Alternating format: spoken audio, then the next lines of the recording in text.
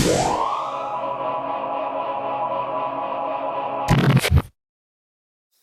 right. Good evening, nerds. How's everybody doing? All right. So welcome to Nerd Night, Colorado Springs. Thank you for being here. Here's our cool little Nerd Night thing. It's just nice, so we have it there. What was that? Take what off my face? What are you talking? This is amazing.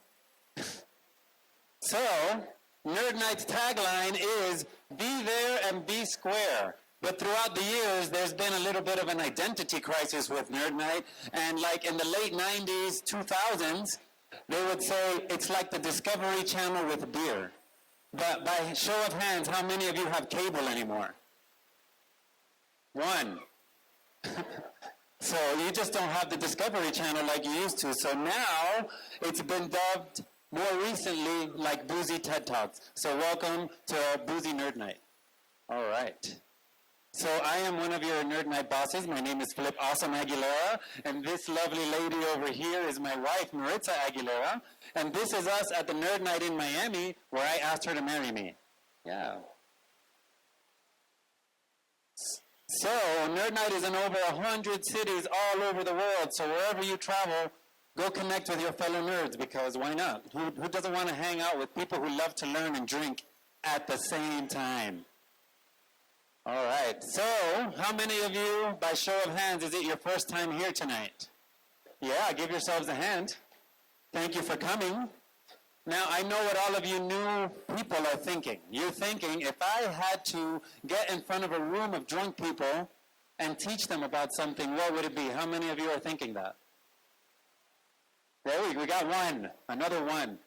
Well, if you'd like to connect with us, you can send us an email at nerdnitecos@gmail.com. You can also send us a message through Facebook. We try to be responsive, yes? Yes. All right, you can also follow, like, review, and share us on the Book of Faces. We are also on the gram, so just like us on your social medias. We do have a website. We don't really do much with it, but it does exist. Now, if you wanted to see that Nerd Night Miami presentation when I asked Maritza to marry me, it's right there if you just go to our page. So you can check that out if you'd like. If not, don't check it out. And let's give a hand to our fantastic host venue, Karate. Yeah, thank you guys for believing in our vision to nerd out at least once a month. And of course, thank you, Colorado Springs. You guys are amazing. Thank you very much. So tonight, we've got 3 presenters. We've got What Does It Mean to Connect Communities or Time Banks with Samantha Sargent. We have Building the Largest Machine in the World with John Marshall. And then we have Wellness Optimization for Nerds by Flip. So with that, let's begin and start nerding out. And with that, I will welcome Samantha Sargent onto the stage. Let's give her a hand. You can use the stand. All right, I get to extra multitask today. I thought I'd have a wireless headset, so I need my hands. So I'm going to put... Okay, Maritza's going to click for me, too. She'll probably use the red arrow thing, too. So, I'm an educator, but I'm not really a public speaker. I can connect with people, but I'm used to interacting, whereas today I'm just talking to you for 15 minutes. So, the nods, the smiles, they really help me, because we all get nervous in these situations, right? Okay. Thank you. So who has heard the phrase, time is money? So it was actually Benjamin Franklin who said that in a contribution writing in the 1700s. So that's still a very significant quote. And so that goes along with everything that I'm going to talk about tonight. So you're going to hear a lot of the word time and bank and time and time and time and a lot of repetition. So that's a good thing. It'll sink in that way. So time indeed is precious and timeless. We require time. We require time to earn money, but money cannot buy the time which we lost. unless you've seen the show Upload, that's the next slide here. Anybody see that? You could buy some time, right? So, maybe I'm wrong in the future. This is going to be different, but for now, this is where we are. So first I'll share the who and the who started it and the what sort of thing. So time banks was created by Edgar Kahn and his wife Jean. So they actually were lawyers in New York in the 60s, the 70s, and the 80s. They were called the Double Legal Eagles. You can go on Wikipedia. They have great things to learn about them there. So yeah, this is Edgar Kahn and his first wife here on the left. And then, so they focused on advocating for minorities in New York, again, the 60s, 70s, and 80s. So in 1980, Edgar Kahn got really, really sick and thought he was going to die. On his deathbed, he really felt like he had nothing to offer the world. And then he almost immediately remembered that he does have value. Even on his deathbed, he remembered the value that he had and the time that he had and the potential time that he was hoping to have in the future. So that's really where time banking started. So he knew that every single person has value and something to give and something to share with somebody else. So as he got better, he and his wife Jean, they literally wanted to see the result of their extra time. So on their daily or weekly walks, they started planting seeds. If there was an empty bed somewhere, they would plant some seeds.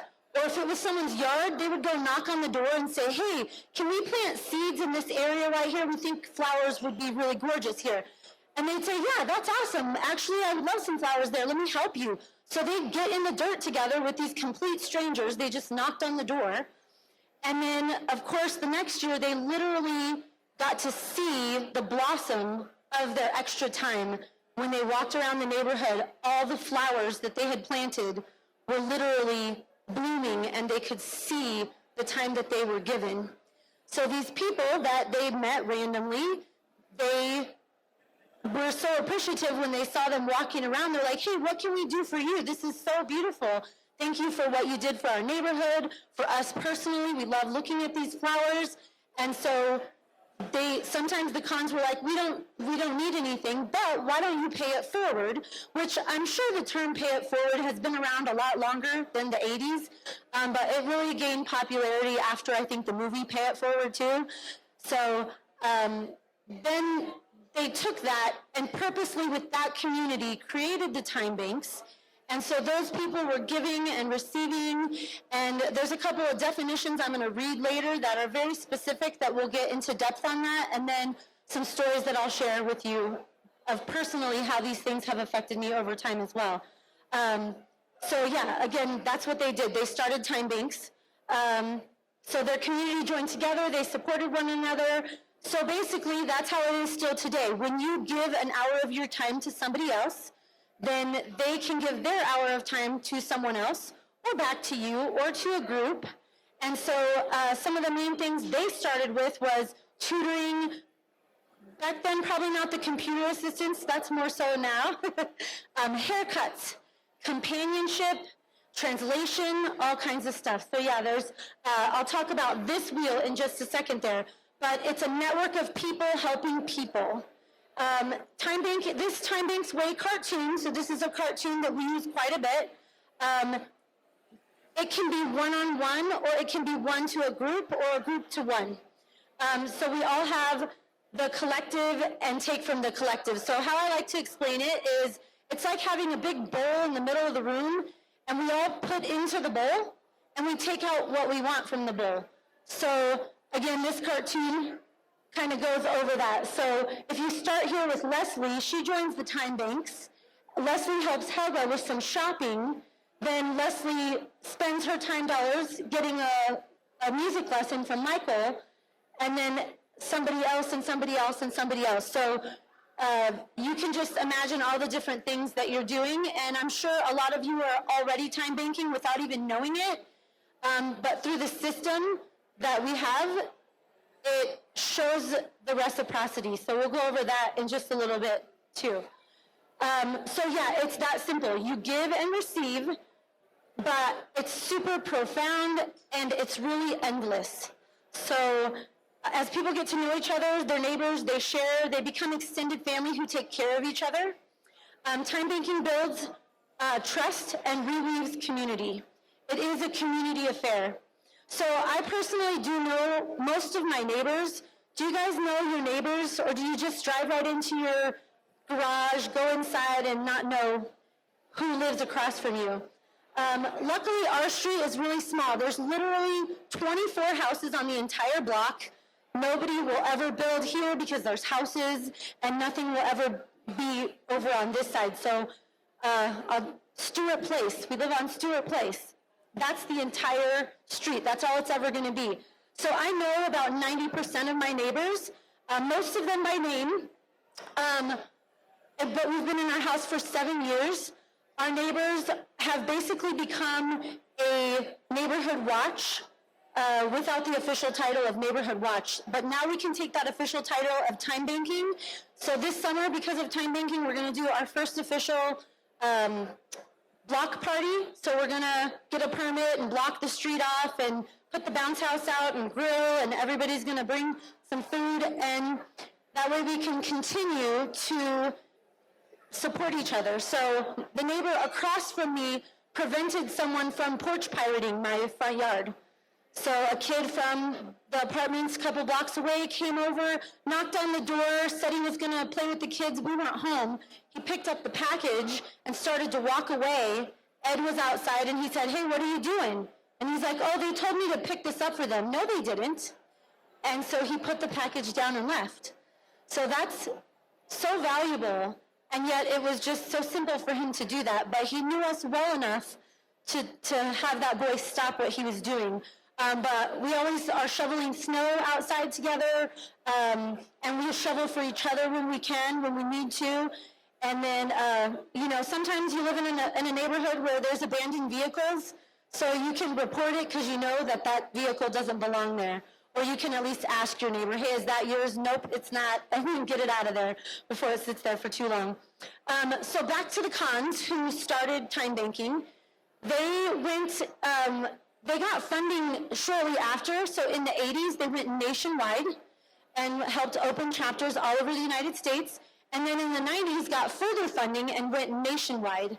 So they did that in the 80s. The 90s, they went worldwide.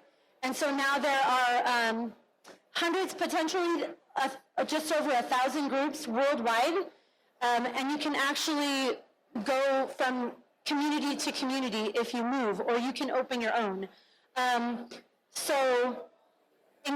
then now, in November, we opened the first Pikes Peak region time banks right here in Colorado Springs. So that's another reason why notes are good for me. When something's new to me, I need my crutch. And so, November was last year, but that's only a few months ago. Jean, Edgar's first wife, passed away in 1991. Edgar remarried in 2000, and so his wife now, her name's Christine Gray, she and Edgar continued the mission. Sadly, Edgar did pass away just in January, so I had been on a couple video calls with him and started to get to know him, but now I just have to watch all the recordings because I can't have that personal interaction anymore. But of course, now there are hundreds of organizers that he's supported over the years, and we can carry the torch for time banking and help maybe get some more funding and do it a little bit differently. So yeah, I'm going to read a little bit here. There's some quotes that we use in one of our events called Gathering with a Purpose. So time plays a significant role in our life. Time helps us make a good habit of structuring and organizing our daily habits. My daughter needs to be a Time Banks member so she can get a little bit more of that. But if you understand the value of time better, you can gain experience and develop skills over time. So time is the most valuable resource because you cannot take it back. Trading time is also a way to ensure that nothing is wasted and people can afford what they need. So we know how valuable our time is. We just trade it like that. So as my friend Jenny V says to her friends, time banking is what we did before paper money existed. This is nothing new, but it's just a new way to come together and do it on purpose. We put the unity in community. Time banking is about creating and transforming community. So recently I had a next door interaction. This couple put who has Nextdoor on their phone? I love Nextdoor. So this couple put a post about wanting to do like a emergency readiness group. So they listed these specific things. They said, we want to make sure we have supplies for HVAC, maybe some bullet making, storage, freezer storage type stuff, sewing, yard work, animal care, child care, that sort of thing. Within a couple of days, there were over 150 comments of people saying they wanted to be involved in such a group. So it was amazing to just see what one neighborhood could create and the buzz that they wanted to do all of these things together. So sadly, out of this, there was one person that put a post that just squeezed my heart. And so this is what she wrote. She said, I have no useful skills whatsoever, but this is a lovely post to see. It's just what I needed. And I was like, that is so sad. It was really nice of her to put that compliment out there, but at the same time, I could not just like the post and move on. So I commented directly on hers, and I said, this is why Edgar Kahn wrote the book, No More Throwaway People. We all have something to give, and we all have gifts and talents. So if she wanted to be a part of that community, I would love to chat with her and to remind her of her goodness and all the skills and talents that she could offer that group or any group. So I sent her also a PM, but she still hasn't replied. It's been about 2 weeks. So maybe she'll see this recording on Facebook and decide to call me, because I try not to hound people, but it's just been on my heart. So we'll see what happens there. I'll try to keep you updated with that. So has anyone ever heard there's no such thing as a selfless act? So I know Mandy can see this next one here. Has anyone seen this episode? It's my favorite. It's so funny. So this is the whole episode about there is no such thing as a selfless act. But that is okay. It is okay to feel good giving to someone. That was the whole point of that episode. And I was like, yes. So it's okay to feel good about that. We all need to receive, and when someone has something to give you, whether it's their time or a gift, and you reject that, you've just blocked the currency of goodness. So to take that gift away, so it's a gift to give. So if you took away the ability for someone to give to you, then the ability they would have given that to someone else, and you block that. Anyways, so that's another piece of time banks, is we help people get and give. So I'll talk more about that in a little bit. So the 5 core values is what Edgar Kahn put into the time banks. So these are the powerful parts that we have specific definitions on, and then I'll read you some stories of, again, how that affected me. So the 5 core values are assets, redefining work, reciprocity, social networks, and respect. So Edgar put these together as a foundational piece for organizers like me. So let's define these. So asset. Every one of us has something of value to share with someone else. If you know someone that thinks they have no value, please just have them talk to me. I'll sit and talk for 5 hours about how amazing they are, because I ask really good questions and I can find that out about people really quick. Redefining work. There are some forms of work that money will not easily pay for, like building strong families, revitalizing neighborhoods, making democracy work, advocating social justice. So time credits were designed to reward, recognize, and honor that type of work. Reciprocity. Helping that works as a two-way street empowers everyone involved, the receiver as well as the giver. So the question, how can I help you, needs to change so that we can ask, will you help someone too? So just assume you're going to get help, and then you're going to give that to someone else. The help that you give doesn't necessarily come back from the person that gave it to you, I personally struggle with that sometimes, but I have to let it go and remember that that does come back to us.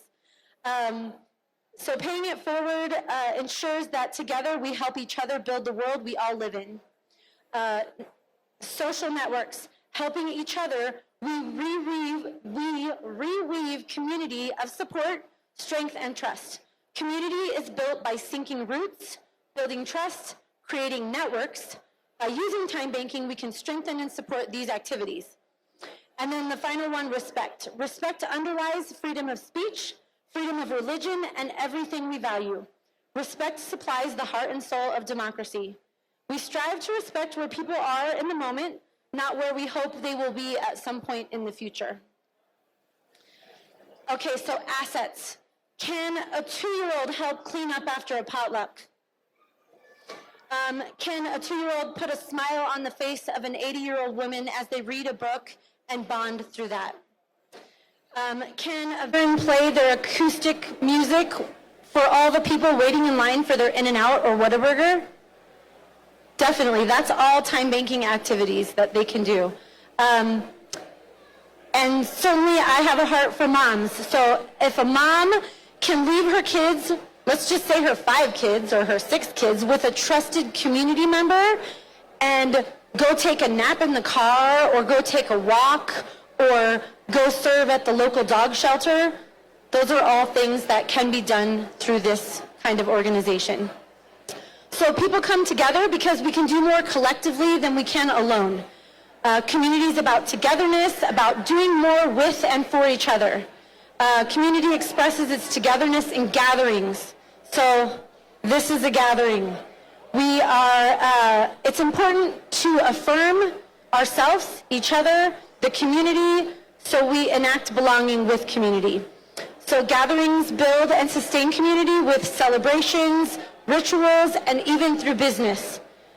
Gatherings make community more than individual interests. Gathering communities look out for each other and for the common well-being, just like making sure my package wasn't stolen off my porch. That was so helpful to me. So this is why the foundational time banks gatherings are potlucks. So redefining work. In time banking, you work with a group of people who join together for that common good. It brings out the best in people because it connects unmet needs with unmet resources. So again, that woman that didn't think she had any value on the next door comment, she's an untapped resource, both for herself and for the community. So in that simple way, time banking changes the world. It may be through single transactions that build relationships between 2 people, or in a group activity like Nerd Night, like memoirs, and community events that build relationships and trust. And again, it reweaves the community. So again, some of those examples are advocacy, protests, social actions that help right wrongs, and build rights. So every transaction and activity expands circles of sharing and networks of friendship, caring, and community. So time banking is for people and communities. It changes the dynamic of human systems for the good and could involve hundreds or thousands of people over time.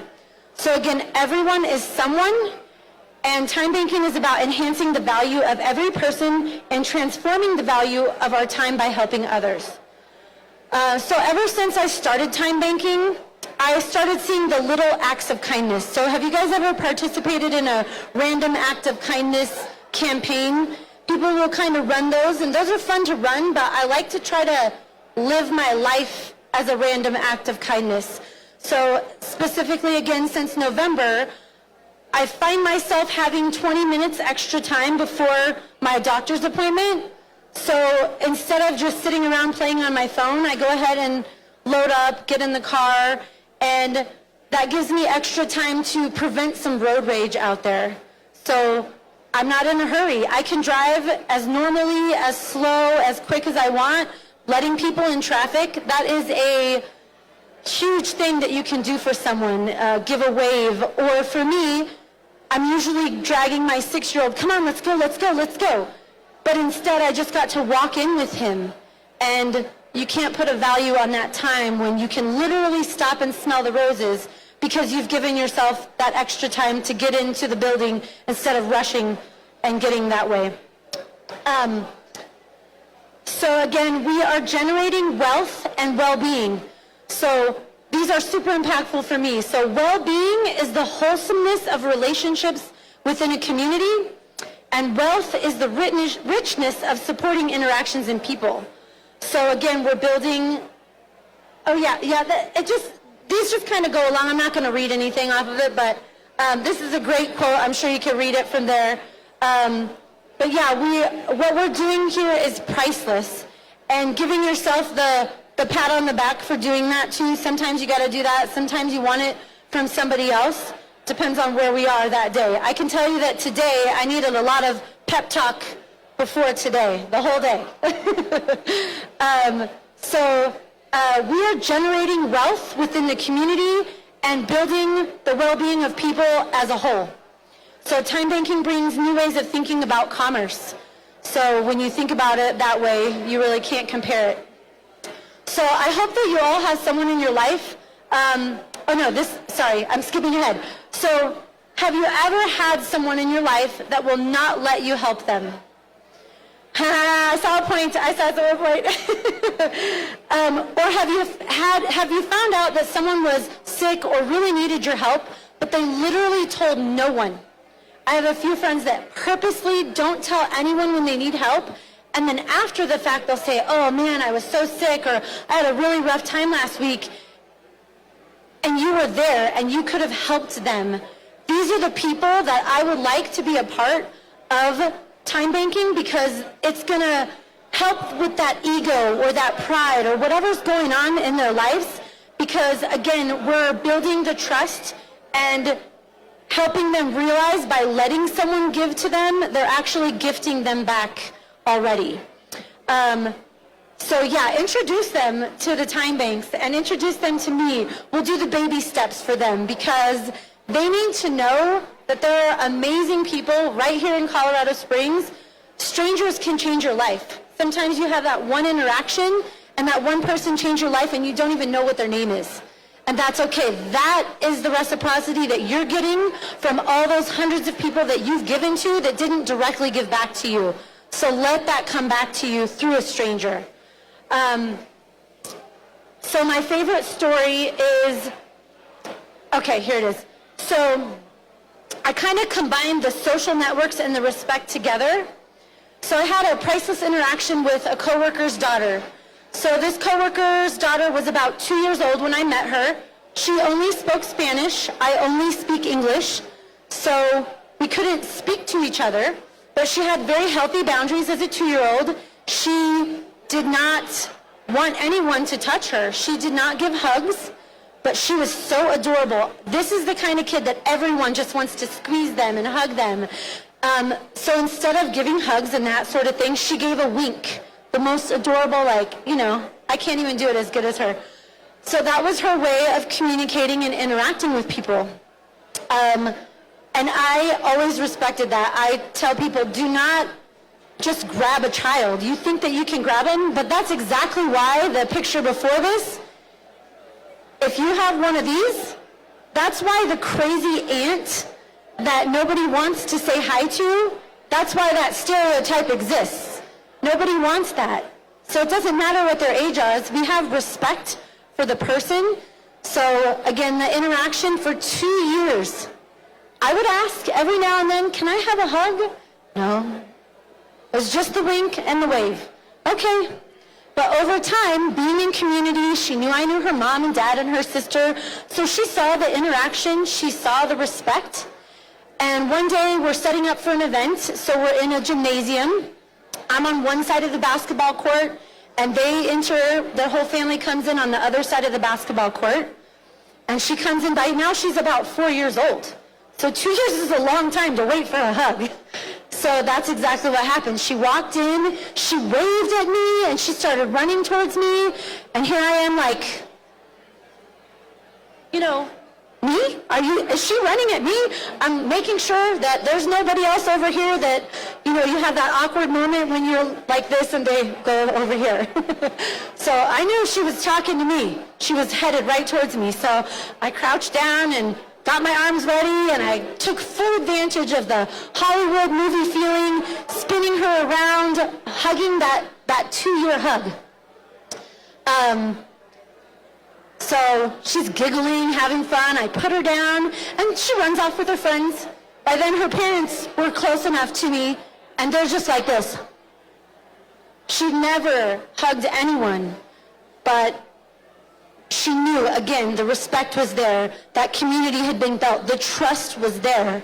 So some people, 2 years. Some people, 2 weeks. Some people might take a lifetime. And some of those people might be your family members. So give them that time, because our family is the ultimate time banks that we serve and let serve us as well.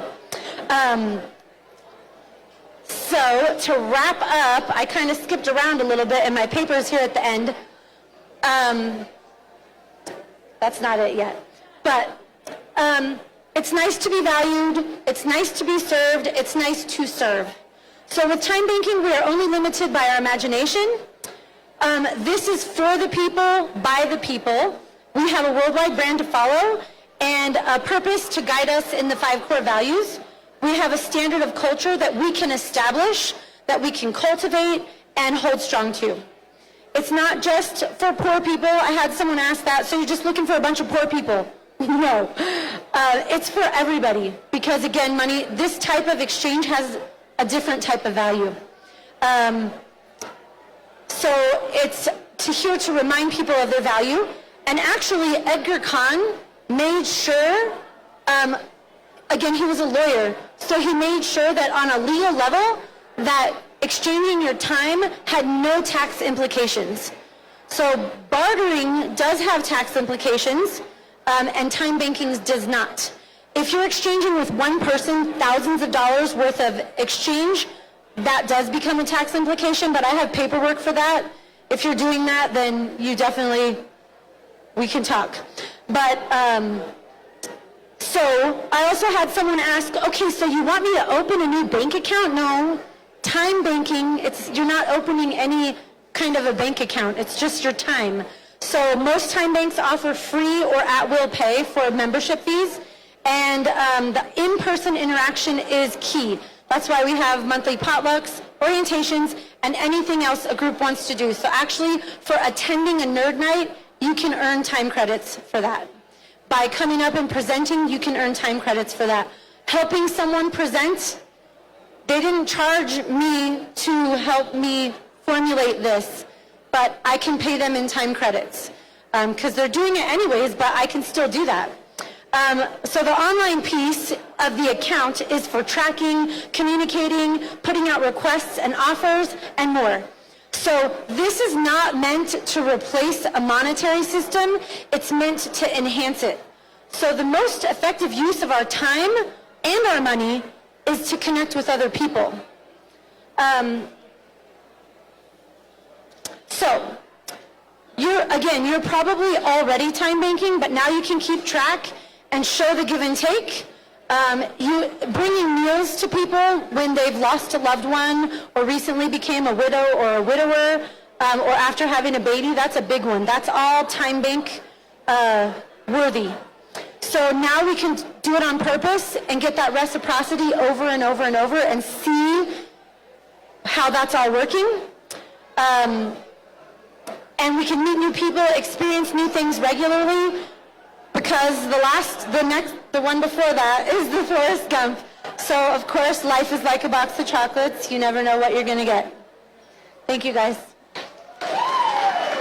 Do we do Q&A? I don't know how much time we have for questions, but there is built-in time for questions.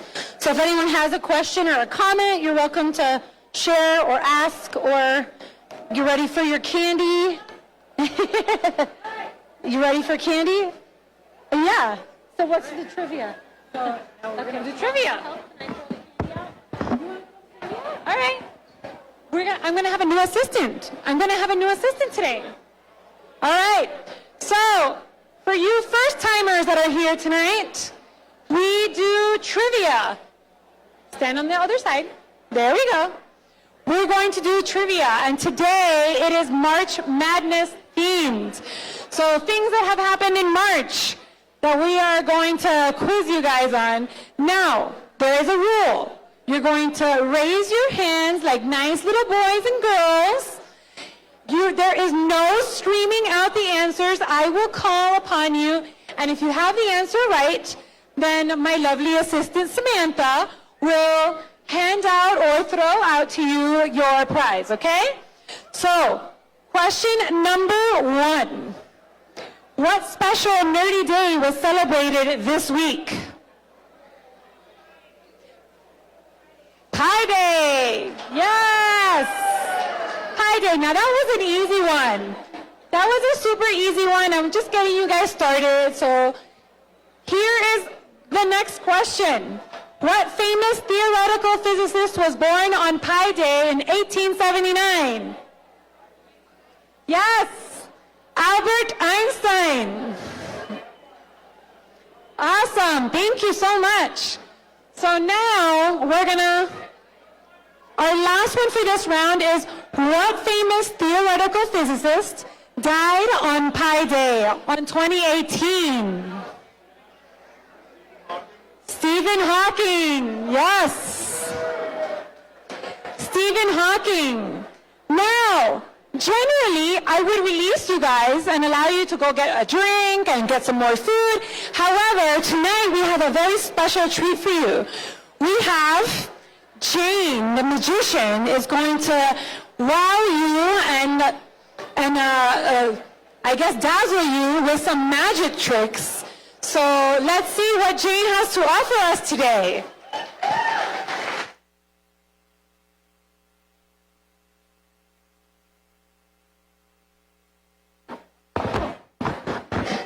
Hi there. Hi there.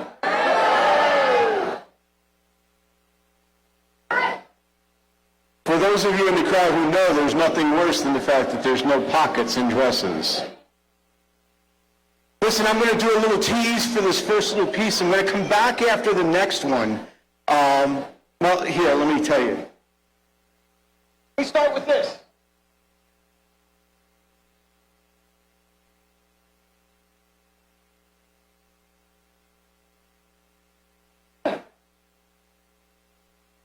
The next Nerd Night, I'm going to come up and present. And at that presentation, I'm going to present what it's like to be a professional full-time magician. And the subtitle is, It's Not Hogwarts. Trust me, it's not Hogwarts. But we're going to explore the magical properties of this particular 21st century essential.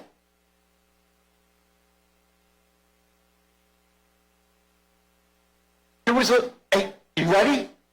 1 minute. I have to admit, I have an assistant coming up I met before.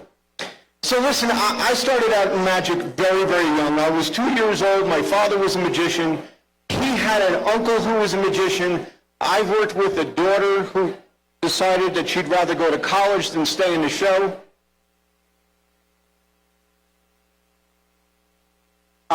But this was Dad's favorite magic trick. So one of the things I try to do with any crowd is to make sure that I do this particular magic trick in honor of Dad. You okay with that? Now, before I do this, I would like to point out that this is not my favorite magic trick. So if you like it, applaud for Dad. And if you don't like it, don't blame me, applaud for Dad.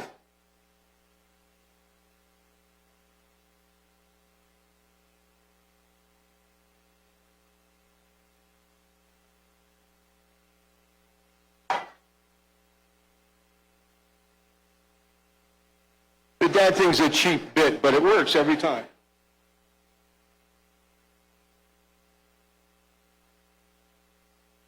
There is a gentleman sitting over here at the bar. Are you supposed to be sitting at the bar? Can you come on up?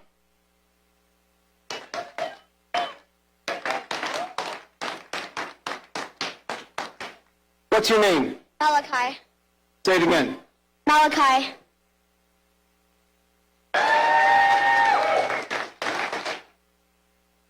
Now, Malachi has assured me that he refuses to smile while he's on stage.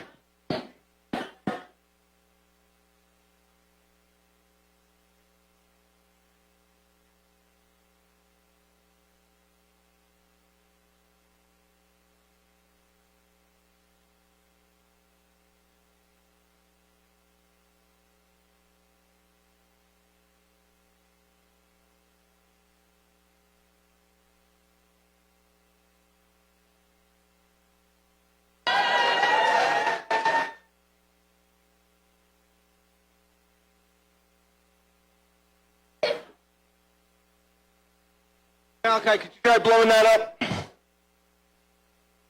It's a balloon. Just blow it up. I can blow it up.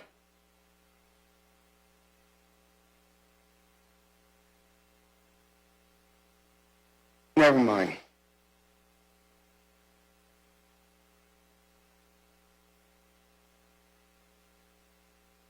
If you were at Million Cup a month ago, pretend like you never saw this.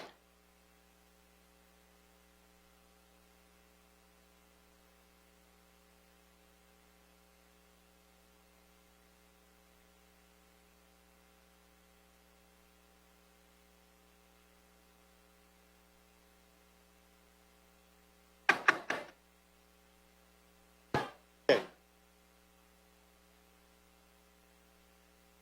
That way?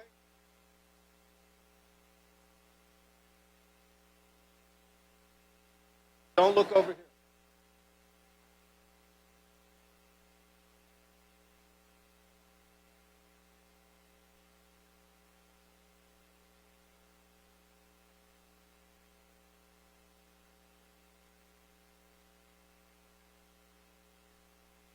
Not nice.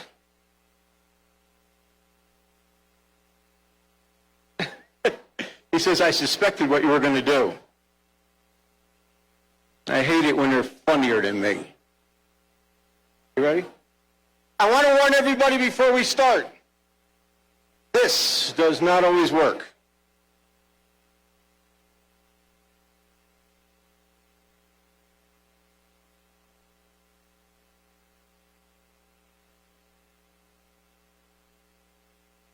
Now, if it turns out that you do have sensitive ears, it is okay to put your fingers in your ears. Not too far. Okay? I did mention that this does not always work, didn't I? Okay.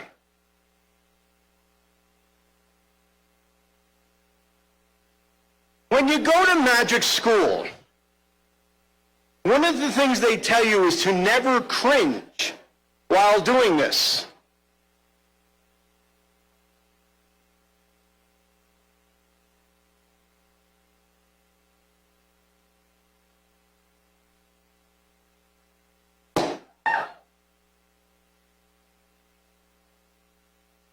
For just such the occasion.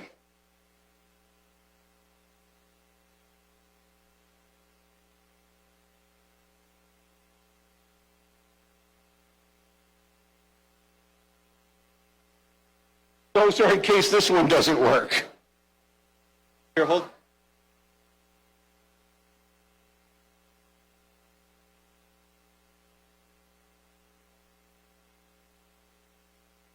Away from me.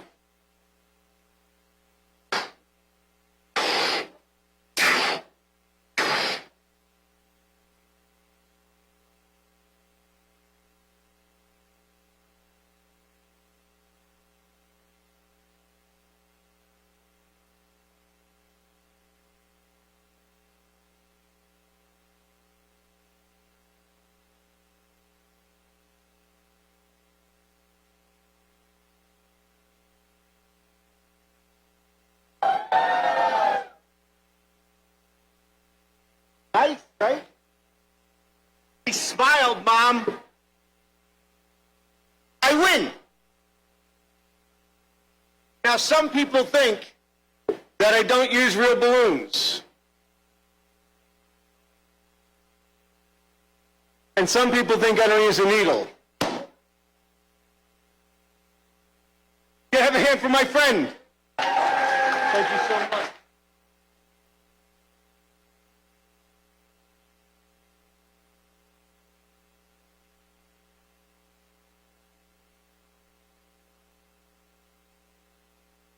Now, folks, that's a tease. A little bit later, we're going to do something a little bit more grown up. I want to point out at this time that over on the table there is rope and chains. Not that kind of grown up. We are, on the other hand, going to have as much fun as we can possibly have with ropes and chains in public.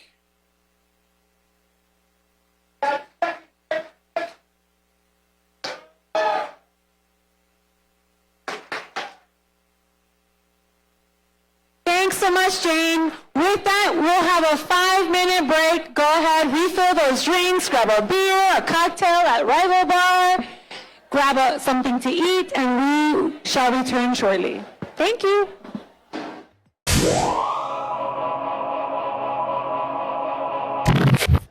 It was a quick break, but it's time to come back and get our next presenter up on stage. And with that, let's learn about building the largest machine in the world with John Marshall. Put your hands together. And I'm going to guess that John has some Irish or Scottish, so he's perfect for St. Patrick's Day.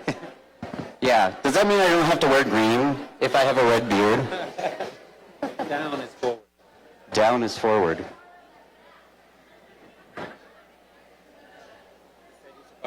Oh, okay.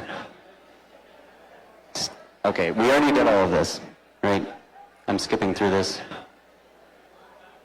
Oh, my bad. There we go. All right, we can move this out of the way. Hello, everyone.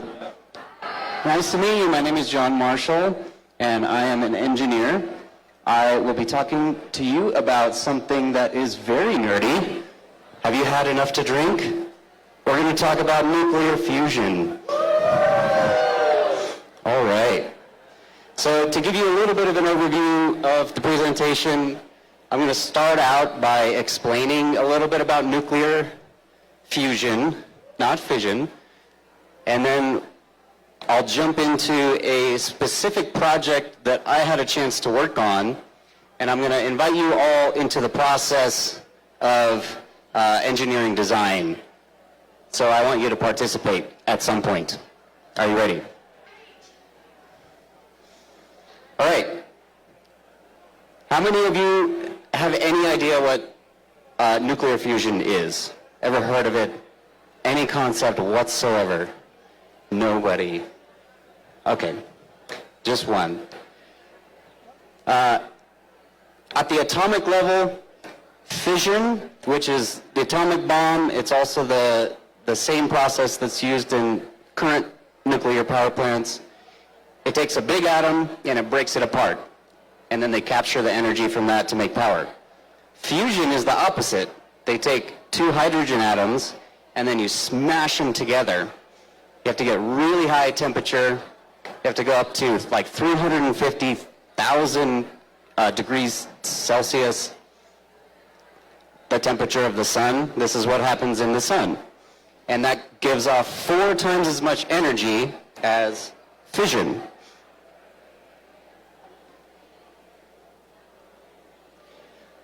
So jumping to ITER, I-T-E-R, which stands for the International Thermonuclear Experimental Reactor.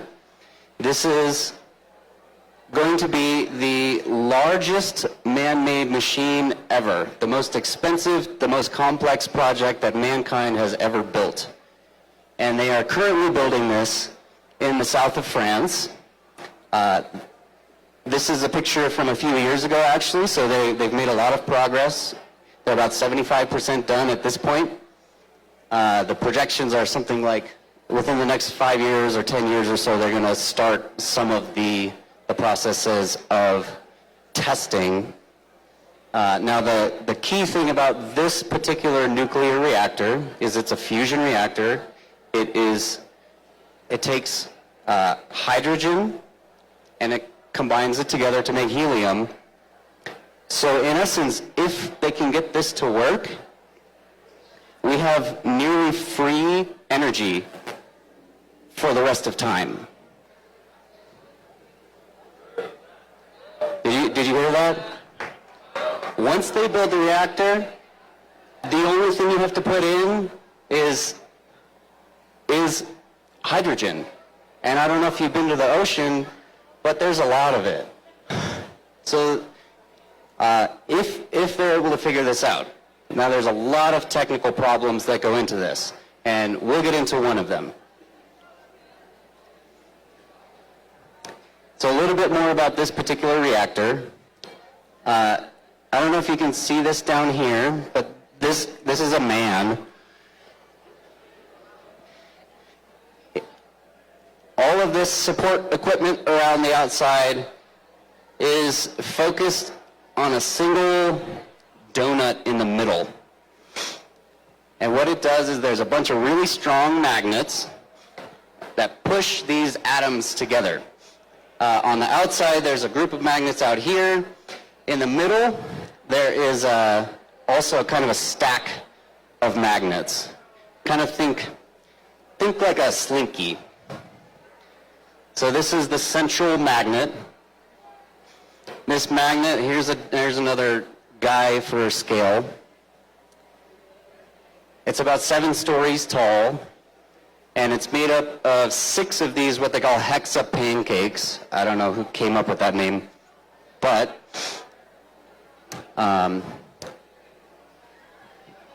those magnets are made up of wires. And in this case, you've all seen like a wire in your house, right? So it's got a copper wire in the middle, and then it's got a jacket around the outside that's made of plastic. This one in particular, the wire in the middle is actually what do they call it? A superconducting material.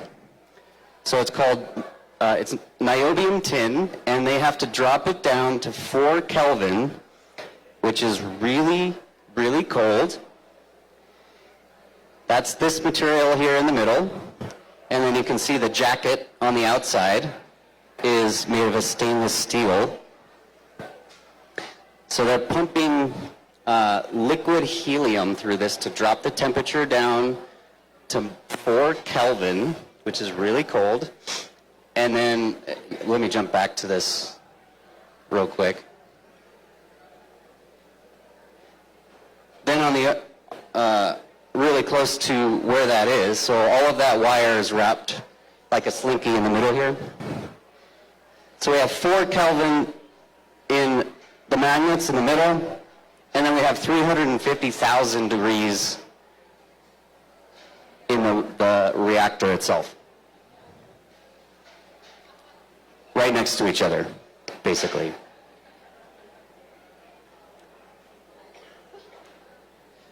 All right, so a little bit of background on me and where I fit into all of this. I used to work at a place here in Colorado Springs. We built this machine right here. Also that one on the right, but I'm going to talk about this white machine right here. Currently, this is installed in San Diego, and they are manufacturing those magnet coils. I got to be the project engineer on this particular machine, and we had to solve a bunch of crazy problems to build this thing. This piece right here at the top, I call it the cheese box. It's kind of think like an I-beam, but then you stretched it out. So this machine does an insulation process. It wraps some insulation around that wire. But it's a very complicated process. You have to hold the slinky You can see the wires here. They kind of wrap around. But you have to hold the slinky from above. You can't support it from underneath, because one at a time they're going to drop this slinky and then wrap a little bit of insulation around it. You can see these guys are working down here. There's a work platform. And then as the slinky goes down, it lands on the bottom there. Maybe you can see this, I don't know, probably not in the back, but it's wrapped in insulation there. Here's another picture. Another company made these fancy machines that do like some wrapping around there.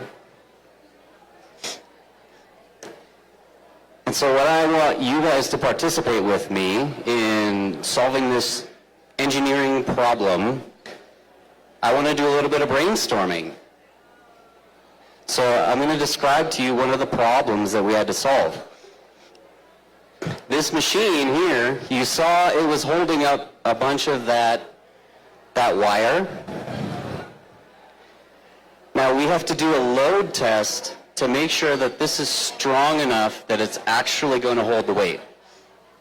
So what we need to do, and I'm asking all of you to think about this right now, how do we attach weight to the bottom of this piece right here? And if this is over here. So there's a bunch of holes. We have to spread the weight over 18 holes. But there's 320,000 pounds that we have to attach to the bottom of this thing. Now, if you, that's probably totally, Greek to you. What is 320,000 pounds? You know it's a lot. An African elephant weighs about 10,000 pounds. So think 32 African elephants. I don't even know if they would fit in this room. Right, so, okay. So how do we attach, where do we get 320,000 pounds, and how do we attach it to this thing? Go. Water. Okay, water. Good idea. Zip ties and handcuffs. I like this guy.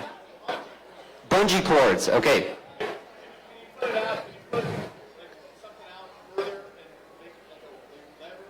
Can you make like a lever? Like put something outside of it, maybe. Yeah, okay. Elephants, you said elephants, right? What? Balance? What?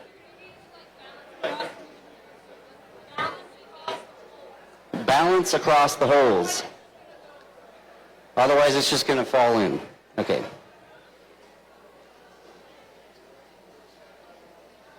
Anybody else? Magnets. Great. Okay, let's think. What is really heavy? What are some heavy things? Well, if we got enough of your mothers together.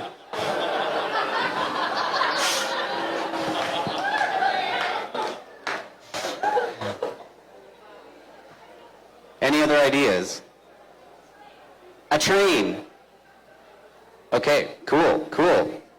Now let's think, how do we attach it? If you have a train, or if you have elephants, or if you've got magnets, how do you attach that to the bottom? Think again, we have 32 elephants. Carabiners. And ropes, maybe? Ropes? Yeah. Okay. Any other ideas? Use an app? Just download the app and then hit the button? Yeah, okay. Super magnets. All right. Okay, I feel like we're reaching the end of our exploratory phase. And this is what we did.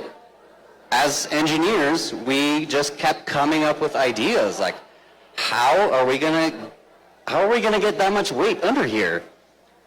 We thought about water, and we thought about, okay, if we have water, you have a pool, you have to like attach how do you attach a pool to the bottom of this guy here? And then we did the calculations of, okay, what's the density of water? How much space does it take up? And we figured out that you can't put enough water inside this space.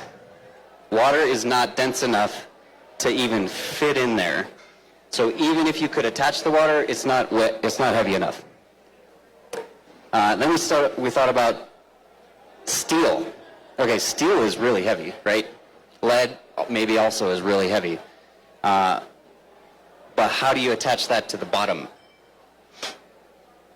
Kind of confusing. And where do you get it? Turns out you can rent trench plates. Trench plates are those like 1-inch thick steel plates that you drive over when you're going over construction. Have you seen those? So we looked into that. And that was too complicated because you had to like hold on to the trench plates underneath. And that wasn't going to work. So do you guys want to see the answer? What we came up with? All right. What we ended up doing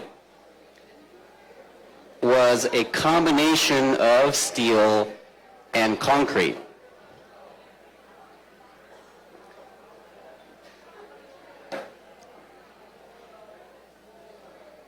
And what we did was we built forms out of steel. I don't know if you can see this very well. I have another picture as well.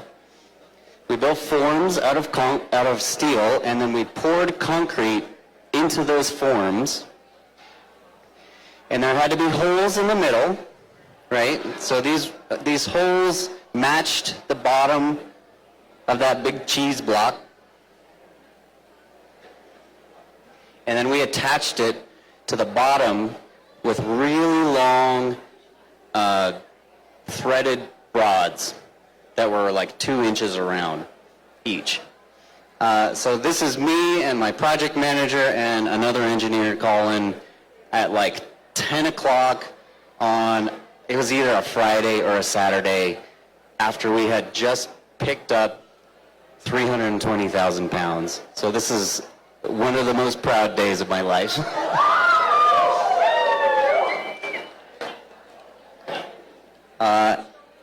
And that's it. Thanks, everybody. Yes, so we have time for questions. Flip.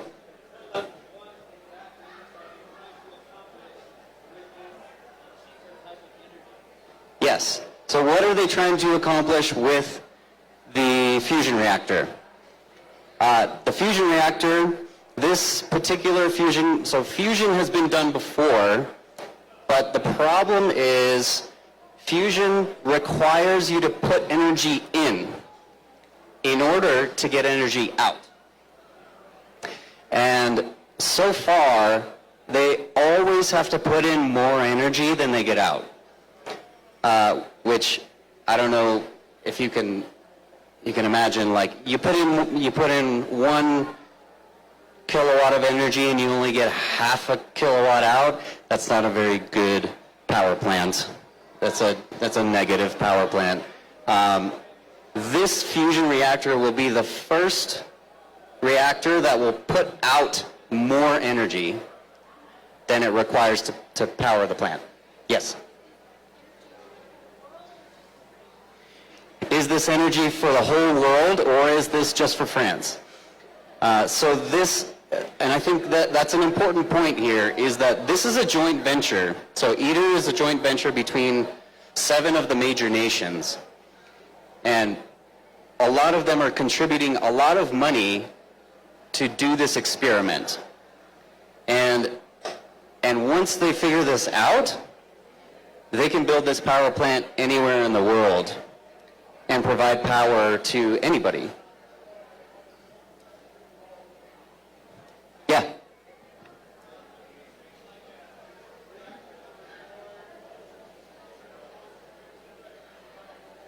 What?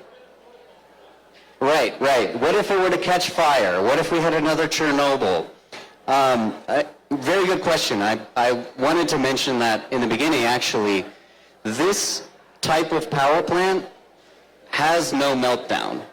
There is, if you turn off the button, it doesn't do anything. There's no reactive material. Yeah.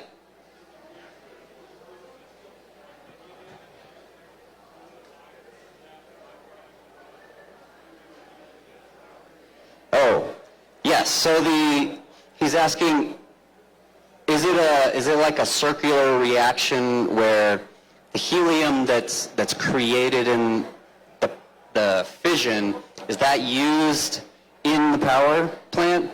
I don't actually know for certain, but I would guess no.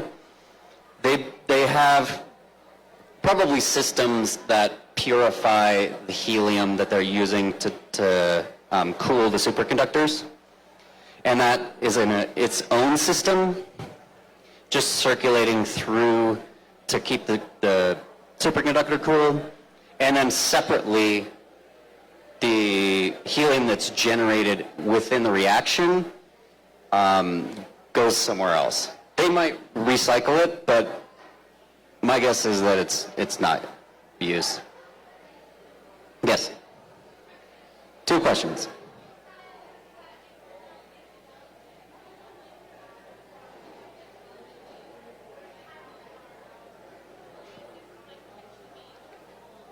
Yes. So, that's your first question? Okay. I'll answer your first question with 2 answers. The first answer is that the construction is about 75% done for this reactor. So they're getting close. That's 75% done. This project was started in 1988. So you're talking billions and billions of dollars from multiple countries, and it is the most complex machine that we're ever going to build or have built so far. The second answer to that is once they have it finished, this reactor is still only an experimental reactor. This reactor will not provide power to the grid. They just vent it off. They're just making sure that they can possibly do this. There's a chance that once they build it, they might be able to connect it after the fact, if they know that it works and all of that. But at this point, there's no plan to make that happen. It will be another 10 years probably after they get this up and running and test it before they redesign another power plant and start building one that you or I might receive power from. What did we do with the pizzas? What did we do with the cement pizzas? They are sitting in the yard at Springs Fab, and they use them for load tests on spreader beams and other things. Yeah. And we actually planned that. We knew that we were going to use them again. So actually on the side, so on the top here there's a lift lug, but we also put one on the top there so that you could use it for other things. Yep. Thank you.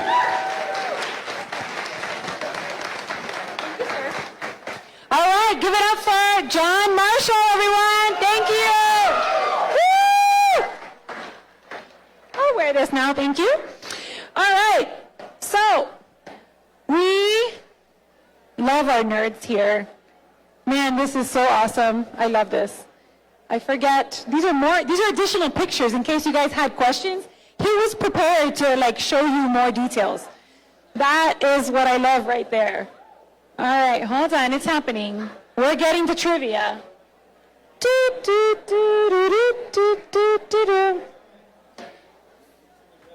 I'm happening. All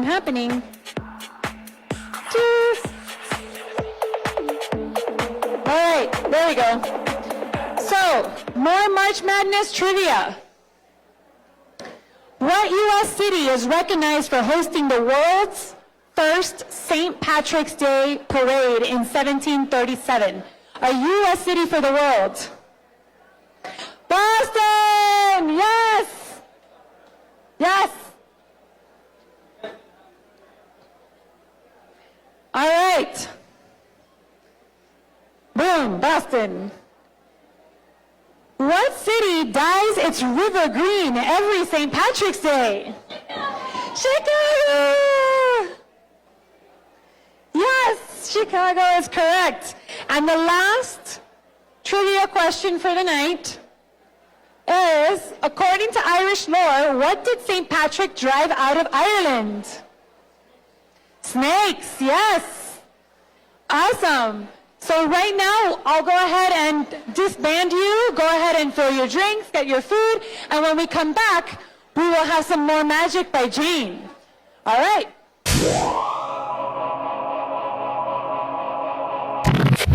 All right, nerds, let's get back to our seats. I see people got refills of food and drinks. I hope the drinks are hitting you where it's supposed to. And let's put our hands together. What's wrong with my hair? You don't like my St. Patrick's Day bowler look? So let's put our hands together and welcome back Wonders by Jane.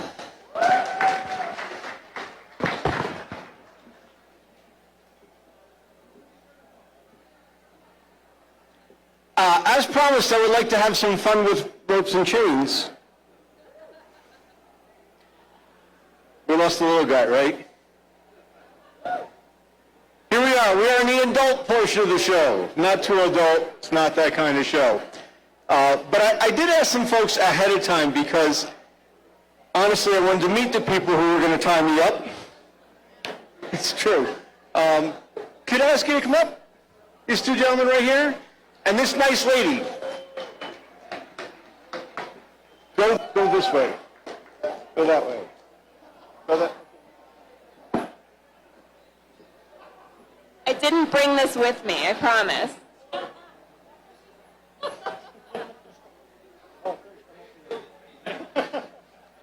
Okay, I'm going to ask you this. How badly do you want me to tie you up? It's not going badly. He says, how badly do you want me to tie you up? We talked about this, right? It's not that kind of show. All right. Here we go. I want you to stand right here, please. All right. Okay.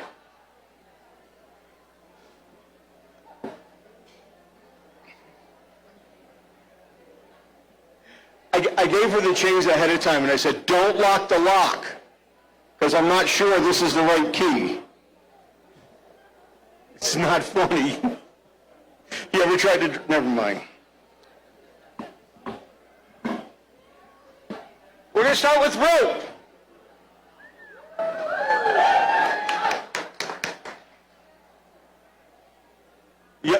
Y'all, we need to move past this, okay? We're going to let our grown-up side out. We're going to start the night with rope.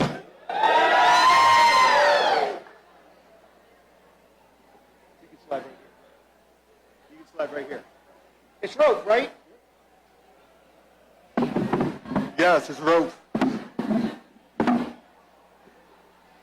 It's rope, right? Yes. It is rope.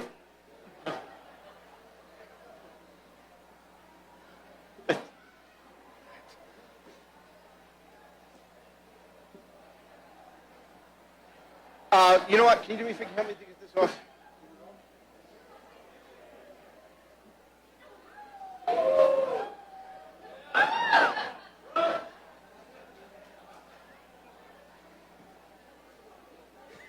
This is as far as that part goes. Definitely not that kind of girl. I'm going to ask... Yeah. Not only did he take the coat, but he's hiding it. Here's what I'm going to ask you to do. I'm going to ask you to take those two ropes. Put it down that sleeve right there. All the way to the bottom. Great. And I'm going to ask you to do the same thing on this side.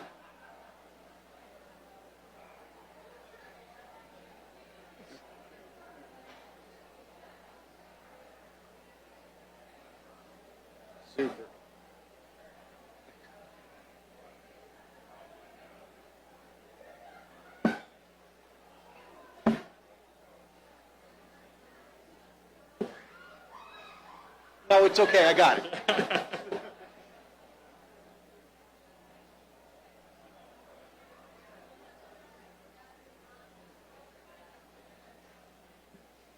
Okay, I need you to take one of those two ropes. Which one do you want? Okay, don't pull. I'm going to ask you to take one of these two. Don't pull, yeah, it's good. Who came with this guy? My wife. Does he always follow instructions, or is this special tonight? Always. You're lying, right? No? Shit, never mind. Could you just put those on the table for 1 second? Your name was? Carlos? Carlos.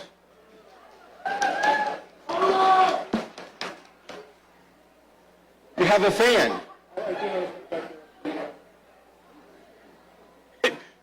They're not sure which one it is. And your name is? Hayden. Hayden. Hayden.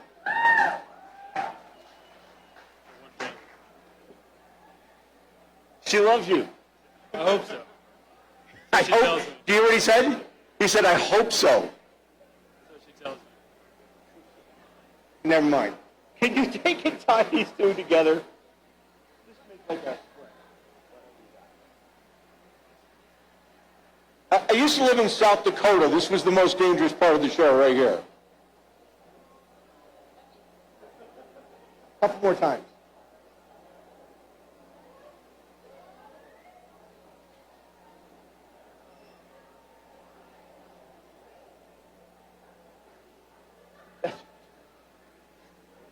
Okay. So I just want to review what we have before we get into the kinky part. Carlos has a piece of rope in his hand, two hands. Good. And Hayden, see, Hayden's good. He does follow instructions. That's good. And your name is? Emma. Woo, Emma. So here's what we got. Carlos has a piece of rope. That piece of rope goes up this sleeve, goes around my back, comes out here, and is tied in the middle by? Emma. And then it goes around the back again and goes out this side too? It's a test, folks. Try to stay up, okay? I'm not always this abusive, but I didn't get dinner or drinks. Could you bring the chain over now?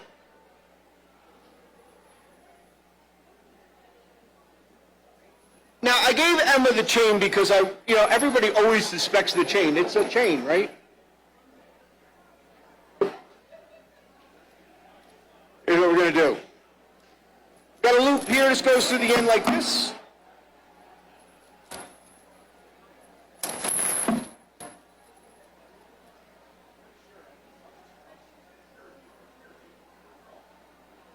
Come on, go through. There we go. If you could step back so you don't get it in the face. If you could step back and really step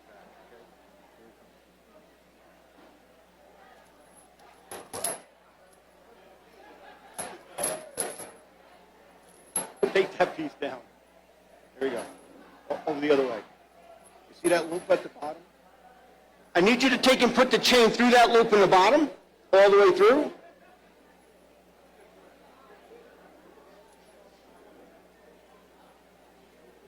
It goes through, it just takes a second. I once did this in North Dakota. Bonteco, North Dakota. Anybody from North Dakota? Okay. Dakota? South Dakota where? Where? Rapid City. I did lots of shows there. Rapid City's fun.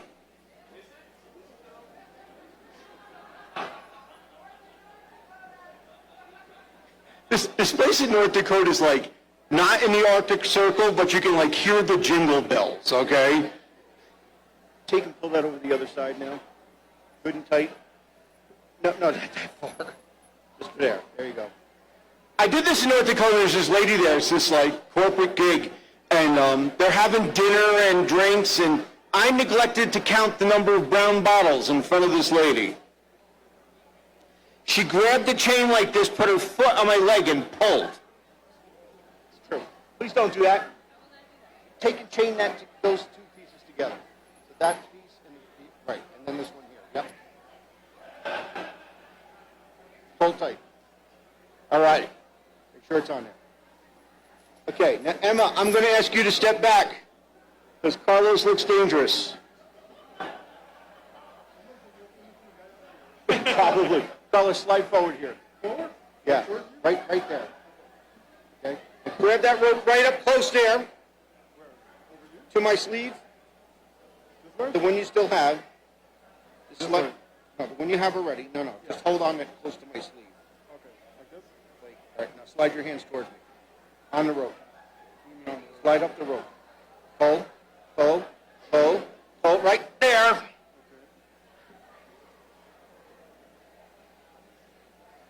Oh, yeah, take it the way out. Now, gentlemen, this is very important. Please do not pull. When I say go, I need you to pull. I'm going to go 1, 2, 3, and then I'm going to use that word. Pull. No, go. No. Oh, go. Not pull. 1, 2, 3, go. I've been kidding around tonight, and I do a lot of comedy in the show, and I got to tell you that this hurts. Okay? This is actually pretty serious, and I could get hurt. So go. You need to be clear. So go. This is... You told me you could follow instructions. He's got a lot of questions. I'm going to say 1, 2, 3, and then I'm going to say that word that begins with a G. Okay. Got And it. you're going to pull as hard as you can. Please don't stop pulling. Just keep going. Okay. Look behind you. Don't run into that. Over there. Same thing. Ready? Here we go.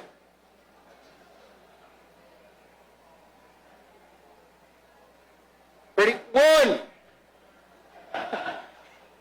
He clinched. Ready. 1, 2, 3, go!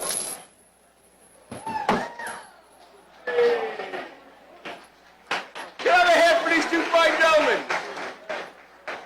And Emma!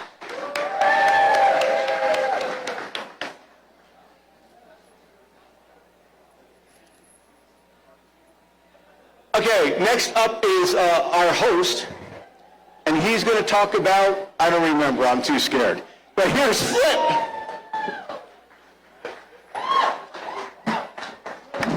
All right, nerds. So by show of hands, how many of you made a New Year's resolution to be well or healthy or something like that? How's it going for you? You're in it? All right. So today, I'm going to talk about the top things you can do to optimize your wellness. And if you understand it all by the end, the only thing left to do is take action. Are we ready? All right, let's go. So, any second now. Yes. Oh, it went back too far. Let's go. So, Sweat Nation is the name of my company that has to do with wellness and all that. I've been doing this for over 11 years. I work part-time at Garden of the Gods as a wellness concierge. Sounds really fancy, right? And what we're going to talk about today is how to optimize your wellness physically, mentally, and emotionally. How does that sound? All right. What do we see here? What is this saying? How important do you think breath is? Very important. So by show of hands, how many of you would be surprised if I told you that breath was not the foundation towards optimizing your wealth?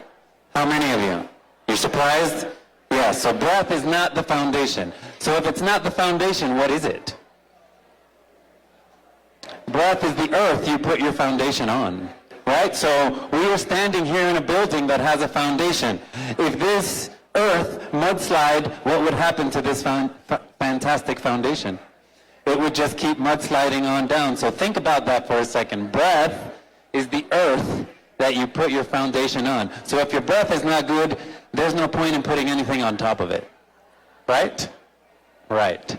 So we've got two types of breath, right? We have our fight, flight, freeze breath, we have our rest, recover, digest breath. The fight, freeze is like, breathing through your mouth. Somebody's attacking you, so you breathe hard. The rest, recover, digest breath is that nice deep breath in through the nose, into the belly, all that type of stuff they try to teach you in yoga and Pilates and all those types of classes. So, if you are doing your fight, flight, or freeze breath, you have a hormonal waterfall, let's say. And that waterfall is, they're called glucocorticoids. And glucocorticoids are things like epinephrine, norepinephrine, adrenaline. Noradrenaline is what they call it here. Epinephrine is what they call it in Europe. And things like cortisol. So you have those. Over here on your rest, recover, digest, when you breathe this way, you let go of hormones like acetylcholine, serotonin, all the things that send the signal to your body that it's okay to rest, recover, and digest. And how many people have gut issues these days? Right? You're not digesting well if you have gut issues. So let's keep going here. How many people have heard of the 4 levels of competency? So the 4 levels of competency are an easy way to think about how your brain works. So level 1 is unconscious incompetence. So what does unconscious incompetence mean? That means you don't know that you don't know. And if you don't know that you don't know something, you can't do anything about it, right? But something comes into your consciousness, and all of a sudden, your brain is in level 2. It's unconscious incompetence, which means now you know that you don't know. So for example, I love martial arts, I love jiu-jitsu. I teach jiu-jitsu as well. It's part of this whole Sweat Nation thing.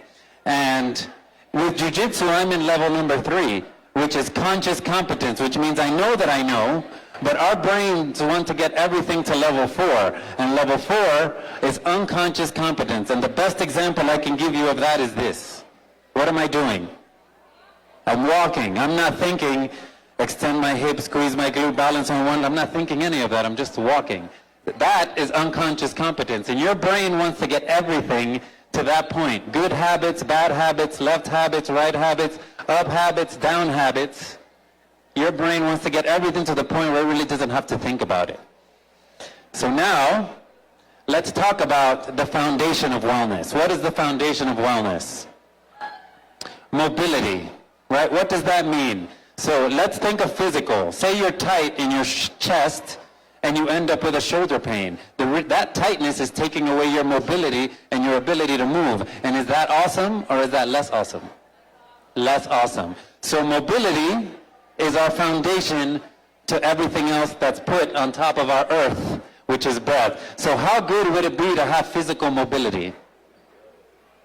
All right, so how about people that are depressed and they can't get out of that depression and they are mentally and emotionally stuck in a place where they can't get out of? They need to work on becoming more mentally and emotionally mobile so that they have a bigger range that they can live through, because at the moment they are probably unconsciously competent of being where they're at and being stuck. So mobility. Once you have mobility, what do you need to put on top of it? Anybody have a guess? Come on, nerds. What is it? Stability. Right? So once something is mobile, once something can move, you need to stabilize it. So I guess a good exercise that we can do is, say, like a single leg deadlift. If you have the mobility to do it, but you don't have the stability, it'll look something like this. Right? But if you have the stability to do it, it'll look something like this. Right? So how good would it be to have physical stability?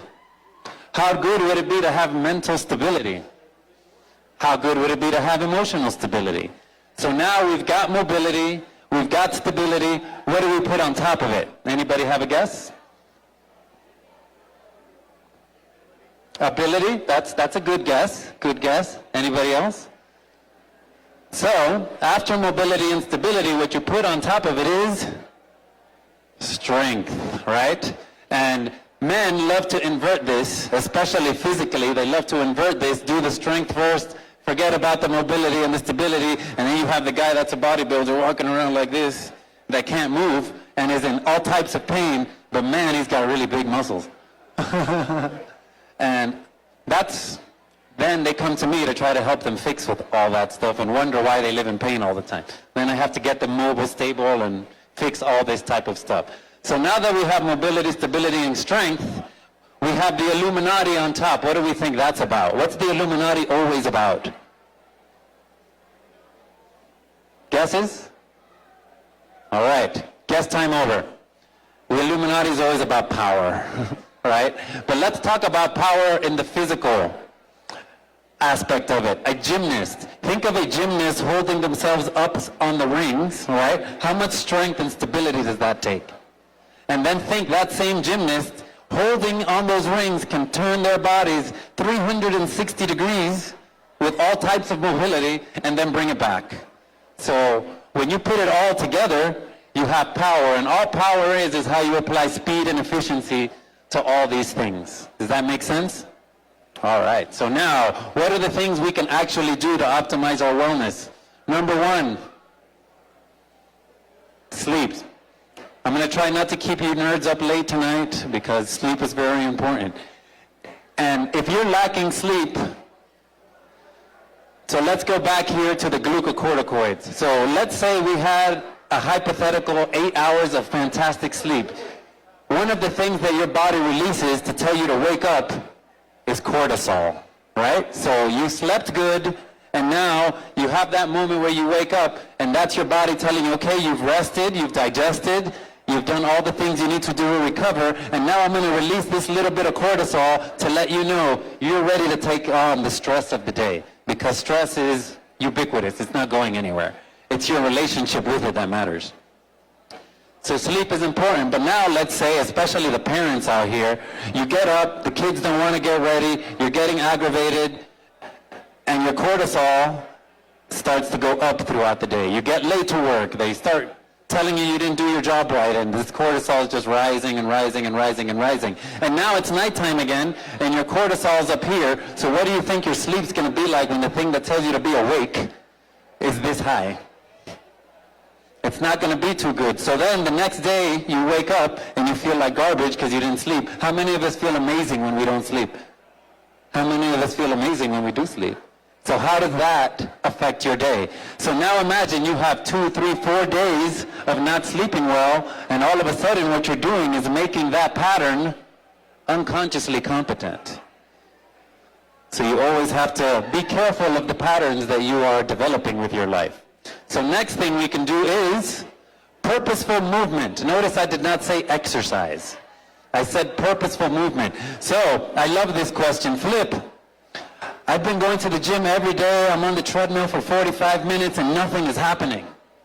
And I ask them, what are you doing when you're on the treadmill? And they're like, oh, I'm watching a Netflix series. And then I ask them, are you doing what you're doing with purpose? Because if you are, you can't pay attention to anything else. Which means you have to be there, right? You can't be somewhere else or trying to distract yourself if you want to get an actual result. And if you do that, what you're doing is making every time you get on that treadmill, watching that Netflix show, unconsciously competent. Does that make sense? Now, how beautiful is Pikes Peak? Imagine Mount Everest is 2 of those. So imagine stacking Mount Everest and 2 Pikes Peaks on top of each other. Is it going to surprise you that I tell you that the amount of evidence that suggests that purposeful movement is good for you physically, mentally, emotionally is taller than that? And yet, people struggle with that information all the time. So figure out a way that you're going to enjoy moving with purpose, and that will help to optimize your wellness. Mindset. What are the stories that you're telling yourself about your life? If they are not good, they become unconsciously competent and they lose mobility, you're going to be in a bad place. But if you can, number one, breathe and follow this whole thing and be wary of those stories that you're telling yourself and have them fill you instead of take away from you, that'll also help to optimize your wellness. Next is social support. Who are the people you hang out with? Thank you for being here, nerds. I love you guys. So, now, this one is tough because sometimes you have annoying family members. And what are you really going to do about that? Like, you can distance yourself to a point, but what if it's your mom? Like, what if they live with you, right? What if they're annoying teenagers that don't get any of this yet? So, But social support and finding that group of people that you can be open with, that you can be mobile with your communication with, matters.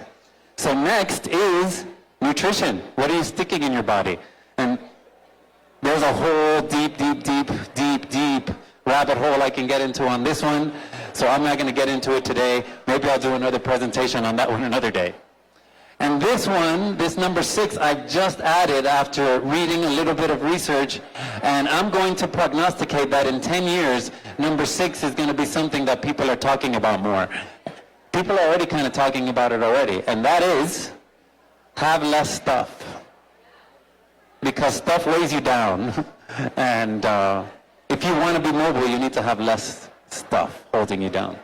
So now, I'm going to let you in on a secret. Are you ready? Pain is ubiquitous. What does that mean? What does that mean to somebody out here?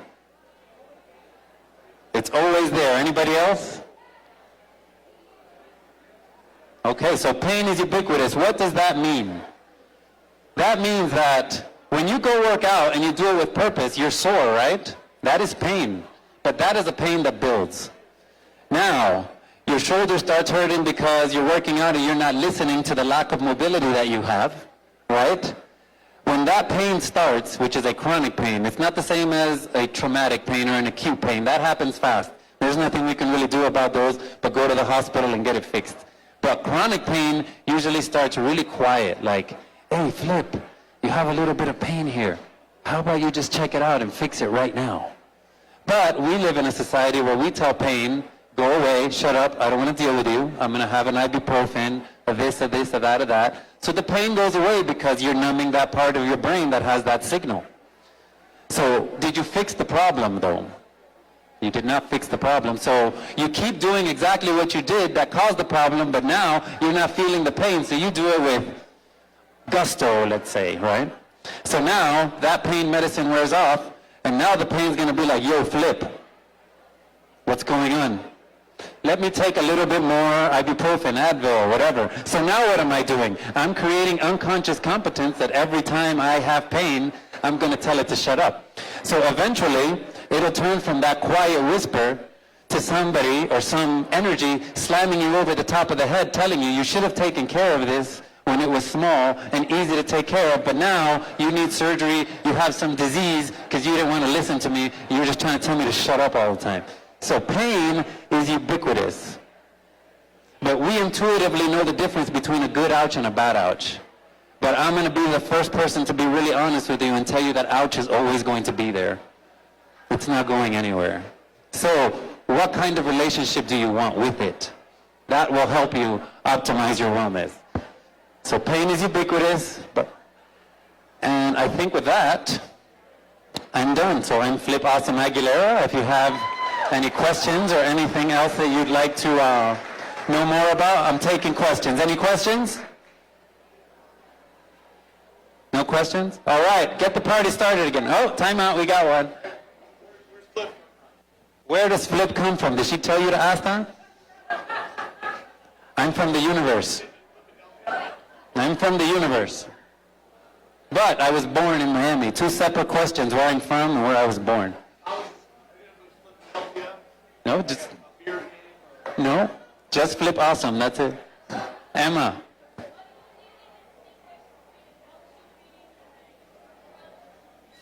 Well, again, when you work out, the question is, how do you differentiate between a good ouch and a bad ouch?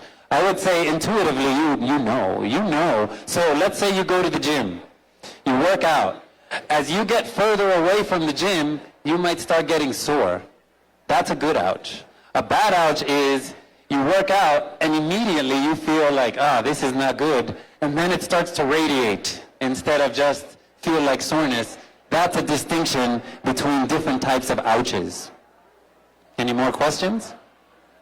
You look like you have a good question. Like you did for John. Okay, all right. She says I need to wrap this up. Sorry, guys, I can't hang out with you anymore. Mom says I got to go home. All right, so thank you guys for being here at another Nerd Night. We will be, next slide, sorry. Let's see. It's thinking about it. There it goes. Now there's going to be a million pictures that come out. So I want to go to the next slide. Yes, all right. So, next Nerd Night, please come in all your weed paraphernalia because it is on 420. I believe Jane, aside from doing magic, is actually going to do a presentation about not Hogwarts, right? Something like that. So yeah, keep on the lookout. Like us on Facebook, follow us on the gram, review us if you think it's awesome, review us if you think it's not awesome. We want honesty and we want to make this better for you. If you have any presenting ideas, please nerdnight@cos@gmail.com or tap me or Maritza or Erica on the shoulder and we will help you get on this stage and entertain all the nerds in town.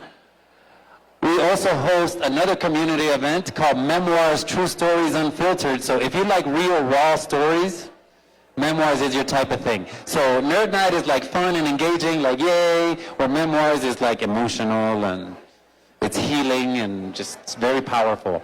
And this month is actually Memoirs' 1-year birthday. So please come out to 3E's on the last Monday of the month, which is March 28th, and come listen to some powerful stories. And aside from that, I think we're done. Have a good evening, nerds. Thank you for supporting this vision. It wouldn't be anything without all of you guys, and we will see you next month on 420. 420.